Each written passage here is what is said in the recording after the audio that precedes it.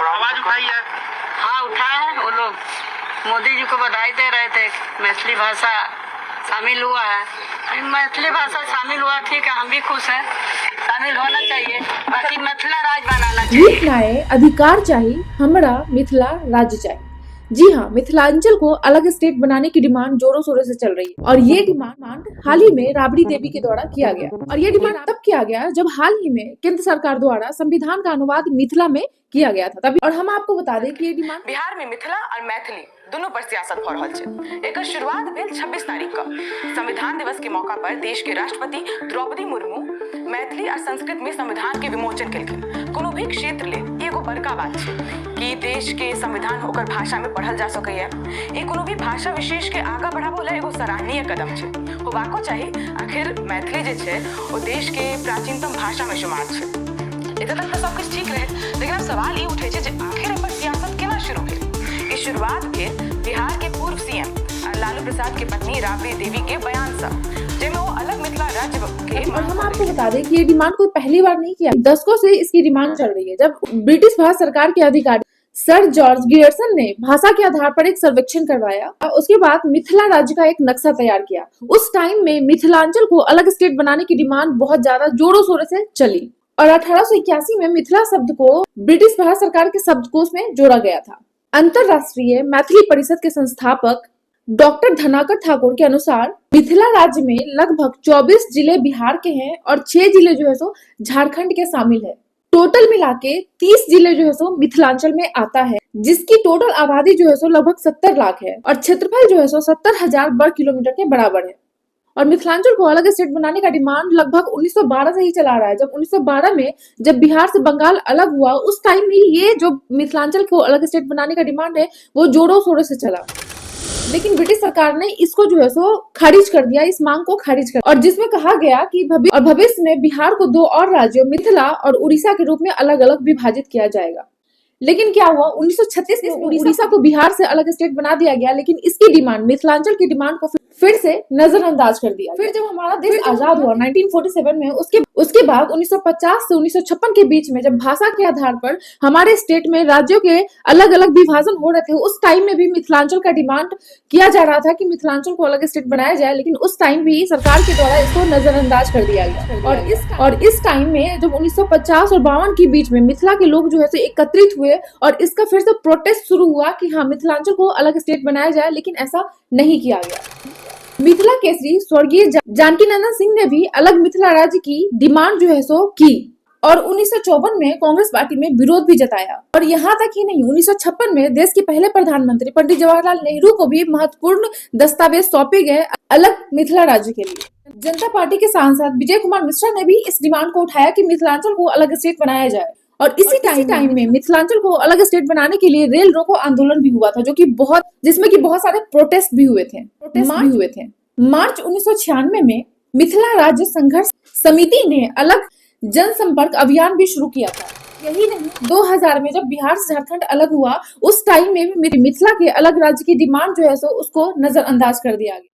उसके बाद समय समय पे हमेशा जो है सो मिथिला को अलग राज्य बनाने का डिमांड जो है सो चलते रहता है, प्रोटेस्ट होते रहता है या फिर मांग की जाती है, लेकिन इसको नजरअंदाज कर दिया जाता है सरकार के द्वारा और इसको अभी तक इसको अलग राज्य बनाने का डिमांड जो है सो पूरा नहीं किया गया है, इसको नजरअंदाज ही किया जा रहा है।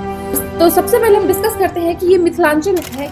बिहार के 38 जिला में से 26 जिला के 4 करोड़ लोग लगभग मैथिली भाषा बोलते हैं। बिहार के अलावा झारखंड और नेपाल के कुछ हिस्से में भी लोग मैथिली बोलते हैं। मैथिली भाषा को 2003 में संविधान की 8वीं सूची में शामिल किया गया था।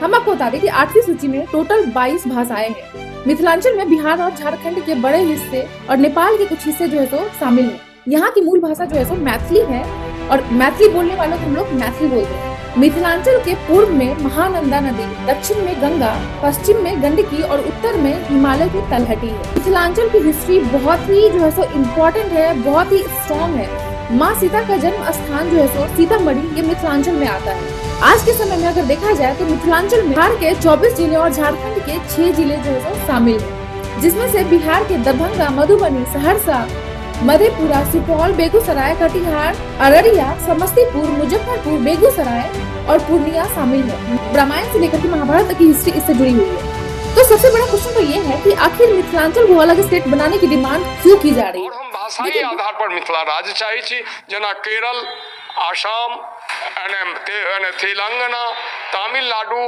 पंजाब, हरियाणा, महाराष्ट्र भाषाई आधार पर अपन राज्य बने। ये है कि आखिर मिथिलांचल को अलग स्टेट बनाने की डिमांड क्यों की जा रही है।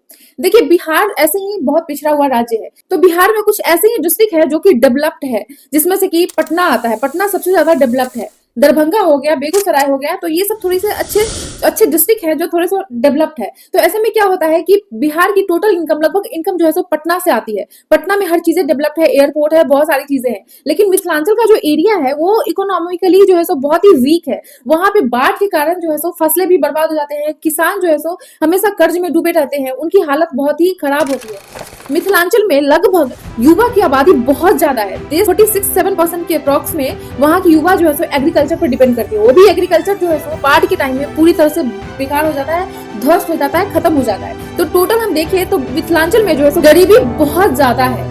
बिहार में मिथिलांचल से सिर्फ 5% ही जीडीपी का योगदान दिया जाता है। युवा क्षेत्र होने के बावजूद भी वहाँ पे इतनी बेरोजगारी है कि वहाँ के युवा जो है सब दूसरे स्टेट में पलायन होते हैं। तो वहाँ पे जो बाढ़ की समस्या है उसको सरकार अभी तक 75 साल हो गए हैं देश के आजाद होते हुए भी, फिर भी मिथिलांचल का वही से वही दशा है। बाढ़ के लिए वहाँ पे कुछ भी नहीं किया जा सका है आज तक। तो ये सारी चीजें हैं जिसके लिए जो है सो मिथिलांचल के डेवलपमेंट के लिए समय समय पर ये डिमांड किया जाता है कि मिथिलांचल को अलग स्टेट बनाया जाए, ताकि जो है सो उसका डेवलपमेंट हो सके। ये डिमांड जो है सो बहुत सारे विपक्षी नेताओं के द्वारा किया जाता है, बहुत सारे नेताओं के द्वारा किया जाता है। लेकिन सबसे बड़ा क्वेश्चन ये आता है कि क्या भाषा के आधार पर या किसी चीज के आधार पर अगर हम मिथिलांचल को बिहार से अलग कर दे तो 24 जिले तो ऐसे ही बिहार से अलग हो जाएगा। और अगर हम भाषा के आधार पर इसको अलग भी कर देंगे तो क्या बाढ़ की जो समस्या है वो पूरी हो जाएगी। जो बाढ़ आता है जो 75 साल में अभी तक नहीं हो पाया, तो आगे चल करके होगा। और सबसे बड़ी बात, बिहार तो हमेशा पॉलिटिक्स का शिकार होता है। बिहार के नेता जो है तो हमेशा पॉलिटिक्स ही करते रहते हैं, जिसके कारण बिहार की आज ये हालत है, आप सभी को पता है। देखिए, जो मिथिलांचल है वो पहले इतिहास में बहुत स्ट्रॉन्ग एरिया था। वहाँ पे चीनी मिल था, कागज की फैक्ट्री थी, बहुत सारे औद्योगिक क्षेत्र थे। लेकिन धीरे धीरे बिहार में पॉलिटिक्स के कारण, नेताओं के कारण जो है तो ये मिथिलांचल बर्बाद हो गया पूरी तरह से। उस टाइम में इंडिया का प्रमुख केंद्र था ये मिथिलांचल। यहीं से जो है तो चीजें बनती थी, चीनी मिल थी, यहाँ से कागज बनता था, और भी बहुत सारे जूट मिल था। तो ये सारी चीजें यहाँ से पूरे इंडिया में ट्रांसपोर्ट किया जाता था। लेकिन आज की स्थिति में मिथिलांचल एक गरीब जो है सो जगह बन के रह गया है, गरीब जिला बन के रह गया है बिहार में। वहाँ पे कोई एम्प्लॉयमेंट नहीं है, कोई जॉब नहीं है, कोई अपॉर्चुनिटी नहीं है, कुछ भी नहीं है। तो मेरा एक ही क्वेश्चन है आप सभी से, क्या मिथिलांचल को अलग स्टेट बना करके उसका डेवलपमेंट किया जा सकता है? क्या मिथिलांचल को अलग स्टेट बनाने से उसकी गरीबी दूर हो जाएगी, एम्प्लॉयमेंट आ जाएगा, बाढ़ की स्थिति खत्म हो जाएगी?